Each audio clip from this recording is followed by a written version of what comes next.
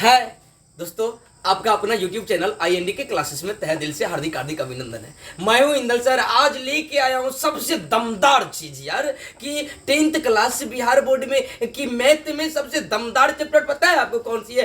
Triangle, जिसको कहा जाता है क्या? त्रिभुज। आज मैं लेके आया हूं वही चैप्टर जिसका नाम है क्या? त्रिभुज। इसके बारे में आज हम चर्चा करेंगे। बहुत सारी विद्यार्थी का तो त्रिभुज सुन के ही हवा उतर जाता है। तो आज मैं त्रिभुज के बारे में ऐसा कॉन्सेप्ट देंगे ना कि भाई आप देख के वीडियो आपके दिमाग में घुस नहीं गया तो तब आप कमेंट में हमको बताइएगा। दोस्तों, सबसे पहले हम जानेंगे कि त्रिभुज क्या है, व्हाट इज ट्रायंगल। तो आइए हम जानते हैं त्रिभुज के बारे में। पहले बेसिक कॉन्सेप्ट, तब धीरे धीरे हम बढ़ जाएंगे समरूप त्रिभुज के बारे में। तो आइए भाई त्रिभुज के बारे में। ये देखिए, त्रिभुज जो है ना, दो शब्द से मिलकर बना है। त्रि और क्या? भुज से। त्रि और भुज से। त्रि का मतलब होता है तीन, भुज का मतलब होता है क्या? भुजा।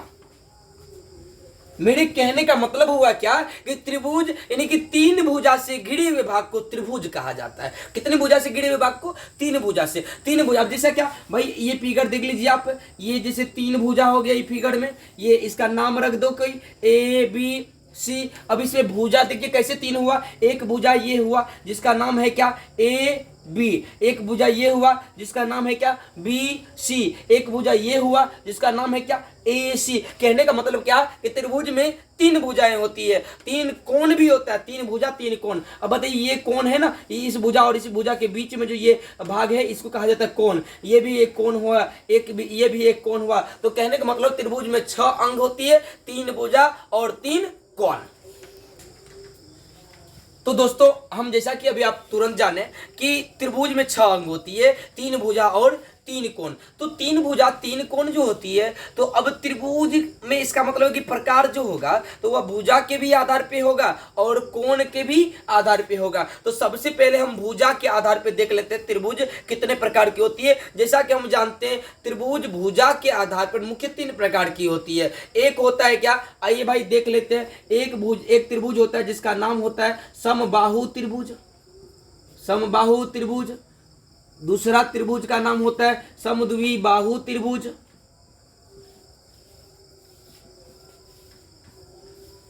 समद्विबाहु त्रिभुज। तीसरा त्रिभुज का नाम होता है विषमबाहु त्रिभुज। विषमबाहु त्रिभुज यानी 3 त्रिभुज होती है। एक समबाहु त्रिभुज, समद्विबाहु त्रिभुज, विषमबाहु त्रिभुज। ये हो गया कि बासिड ऑन बेस साइड, यानी कि ये भुजा के आधार पे हो गया त्रिभुज का 3 प्रकार। अब जानेंगे क्या समबाहु क्या है, समद्विबाहु क्या है, विषमबाहु क्या है। समबाहु के बारे में जान लीजिए कि जब ऐसी त्रिभुज जिसकी 3 भुजा आपस में बराबर, तीनों भुजा बराबर हो।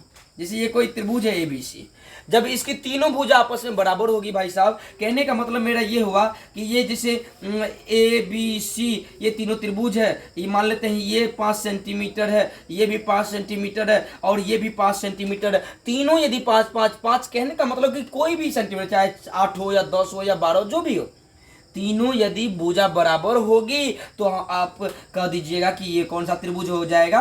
समबाहु त्रिभुज। ऐसे त्रिभुज जिसकी तीनों भुजाएं बराबर हो उसे समबाहु त्रिभुज कहते हैं। एक होता है समद्विबाहु त्रिभुज।